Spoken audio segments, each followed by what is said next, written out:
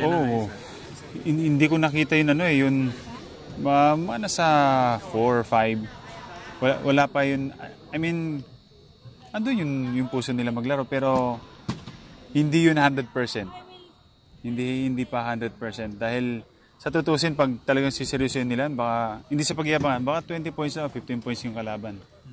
Sa player no, pag nakita mo talagang na parang hindi gaano kalakas yung team, parang ikaw hindi mo ibibigay 100% mo eh. Parang kaya natin 'yan, laylo lang tayo. Parang ganoon yung yung mindset ng player. So pero pag natapat mong malakas, example pag Korea or China 'yan, lahat 'yan dadive sa bola eh. Yun yung gusto kong sabihin na kahit hindi malalakas yung team, kailangan ibigay talaga nila yung 100% nila. Kasi doon mag-start yan eh. Madadala nila yan. Sa practice man, sa game man, or hindi malakas yung kalaban nila.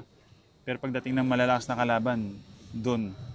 Alam din naman ng mga player na hindi sa pagyayabang, no, itong laro naman nito, dito pa lang sila mag-start, mag-build ng team.